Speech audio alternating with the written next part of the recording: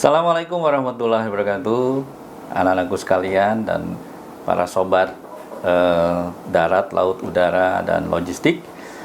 Hari ini kita ketemu di tema atau mata kuliah warehouse management, ya. Jadi manajemen pergudangan. Oke. Sebelumnya kita udah ketemu di kelas, ya, mengenai walaupun kelas Zoom, ya. Salam sejahtera dulu, ya. Salam sehat, tetap semangat. Kita akan diskusi mengenai warehouse management. Sebelumnya adalah apa sih itu warehouse?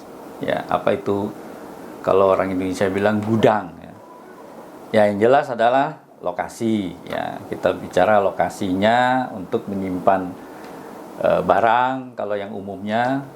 Nah, kalau kita bicara di dalam logistik, di dalam kegiatan pergudangan, menyimpan persediaan yang untuk mendukung, ya, bisa perdagangan, bisa konsumsi, nah, serta bahan-bahan untuk produksi. Ini, ya, what is the warehouse itu sendiri. Nah, serta nantinya penetapan warehouse ini juga menjadi utama dalam hal penempatan tadi ruangan. Oke, kita coba satu persatu aja. Saya ambil esensi atau definisi pergudangan. Ada beberapa, ya, kita ambil dari Undang-Undang Dasar kita, peraturan pemerintah, yaitu adalah gudang ruangan yang tidak bergerak, ya, yang dapat ditutup. Tujuannya untuk tadi untuk apa, barang tadi dikunjungi untuk umum. Nah, tapi juga melainkan untuk dipakai sebagai tempat barang khusus.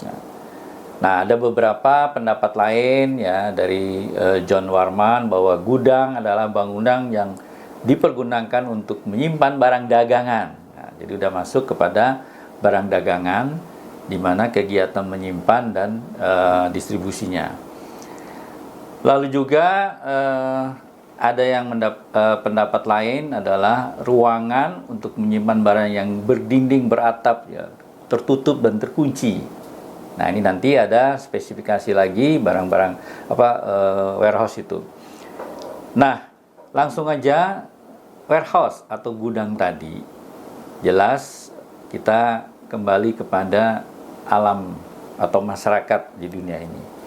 Sejarah pergudangan, ya, dimulai dari masyarakat manusia gua istilahnya. Ya, ini dari rekan saya bahan-bahannya bahwa masyarakat dahulu kala, purbakala sudah bisa, ya, menyimpan barangnya di mana, di guanya, ya. Jadi belum ada bangunan tadi. Tapi setelah itu perkembangan, ya, di Eropa, revolusi industri, maka industri pertanian, perdagangan, industri pabrik juga. Nah, ini sudah disimpan dalam suatu ruangan, ya. Lalu dengan sistemnya tadi barter, perdagangan. Nah, setelah itu perjalanan waktu adalah ketika, ya, perang lah, ya. Ketika masyarakat modern, menjelang modern itu perang dunia 1, kedua. Nah, itu sudah revolusi industrinya cepat, maka dalam hal ini gudang sangat penting, ya, sampai ke sistem logistiknya. Nah, untuk sekarang, era 4.0 sudah menuju kepada teknologi, ya. Nah, jadi gudang nanti ketika kegiatannya masuk barang, disimpan, keluar, itu dengan robotik. Nah, di dalam kegiatan freight forwarding, logistik, itu ada 3PL, ya, di mana kegiatan pergudangan, kegiatan produksi, kegiatan distribusi, dan transportasi. Nah, ini dalam satu satuan. Oke, kita coba membahas dalam hal apa pentingnya gudang itu tadinya. Oke, saya ambil beberapa bagian, yaitu mengenai untuk transportasi dan menghemat biaya. Jadi, gudang mempunyai peran penting di dalam proses pengendalian dan pengurangan biaya transportasi dan produksi. Kenapa? Dasarnya gudang tadi kan dikaitkan dengan proses persediaan barang bahan baku, setengah jadi, dan barang produksi. Sehingga untuk perjalanan nanti didistribusi disimpan dulu. Nah, sehingga juga bisa menghemat dalam hal tadi apa? Proses transportasinya dan produksi. Jadi sudah ditata. Itu yang pertama. Jadi transportation production cost reduction. Jadi lebih kepada esensi transportasi dan produknya.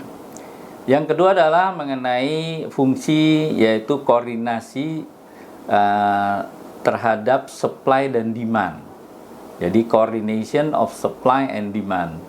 Jadi di mana pihak produsen ya ketika dia ada koordinasi, ada komunikasi dengan demand, dia sudah mengetahui berapa target yang akan diproduksi. Nah, jadi kalau apalagi sudah kontrak, maka inilah fungsi gudang sangat perlu untuk apa tadi? Efisiensi dan keakuratan dalam memproduksinya. Ini yang kedua. Nah, yang ketiga adalah produk consideration itu sendiri. Jadi produk yang tadi sudah align konsolidasi dengan demand dan supply tadi, yaitu apa? Untuk nanti klasifikasi dan karakteristik production itu tadi, produknya. Jadi sehingga gudang nanti fungsinya oke, kita buat gudang khusus untuk produk ini ya. Produk yang perlu penanganan khusus, perlu ruangan khusus. Jadi untuk production consideration. Nah, yang berikutnya adalah marketing. Yes.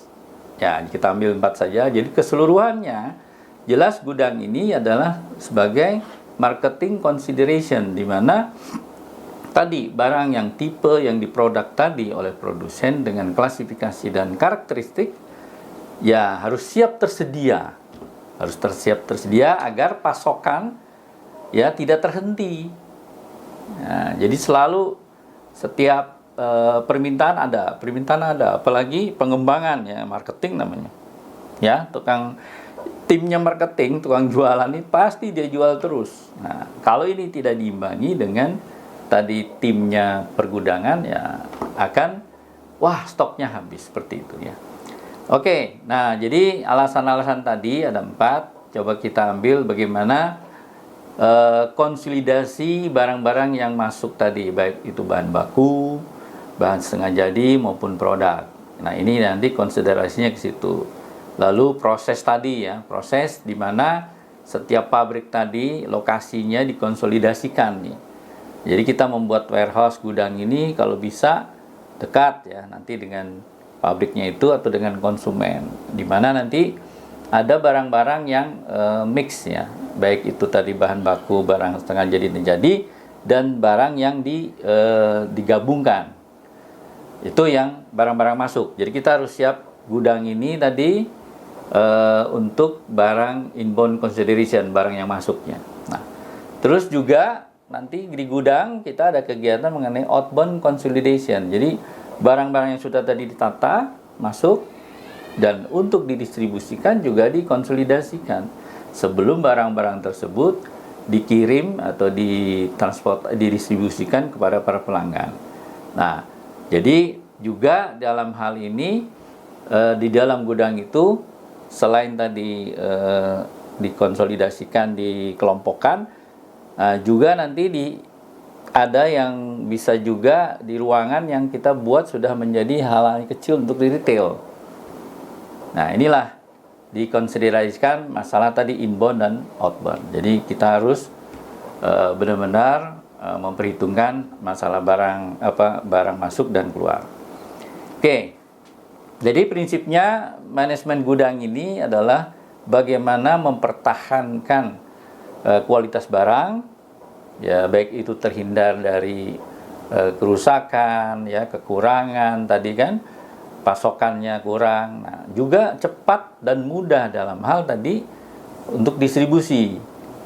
Ya, juga kalau sudah gudang tadi tertutup, sudah dikonsolidasikan, sudah diperhitungkan dan dikunci, maka itu untuk menghindari pencurian. Oke, demikian tadi kita udah ketemu apa itu gudang dan alasan apa adanya gudang untuk manajemen pergudangan. Demikian kita akan lanjutkan di pertemuan berikutnya. Terima kasih. Assalamualaikum warahmatullahi wabarakatuh.